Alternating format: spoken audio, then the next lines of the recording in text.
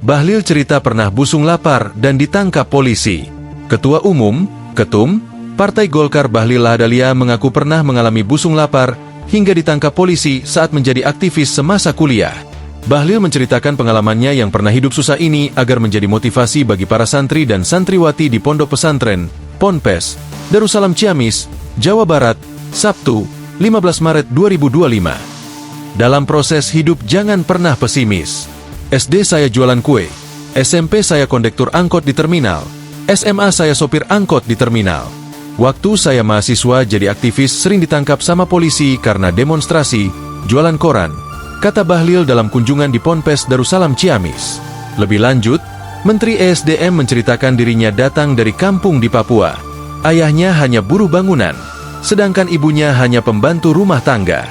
Sejak kecil karena kami 8 orang, hidup kami di rumah gubuk, kamarnya cuma 1, dan anak-anaknya itu tidur di lantai. Bukan di lantai begini, hasil cincang bambu itu, ungkap dia.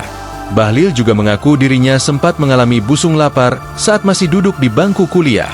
Ia pernah merasa menjadi orang paling tidak beruntung. Dia pun tak menyangka kini bisa menjadi menteri dan ketua umum partai. Saya pernah busung lapar soalnya. Iya benar saya kuliah pernah busung lapar. Jadi penderitaan yang paling rendah pun saya sudah rasakan, kata Bahlil. Saya pikir saya adalah orang yang paling tidak beruntung. Ternyata Allah menguji umatnya berdasarkan kemampuan dari umatnya itu sendiri, imbuh ketum Partai Golkar itu. Bahlil bahkan mengaku tidak pernah punya mimpi menjadi pejabat publik seperti sekarang. Ia pun berpesan kepada para santri dan santriwati agar terus semangat dan berjuang. Jangan loyo, jangan manja pada orang tua. Tentukan masa depan kalian sendiri dan kuatkan hati kalian bahwa yang bisa mengubah nasib kalian adalah kalian sendiri, ungkap Bahlil. Download Tribun X sekarang, menghadirkan lokal menjadi Indonesia.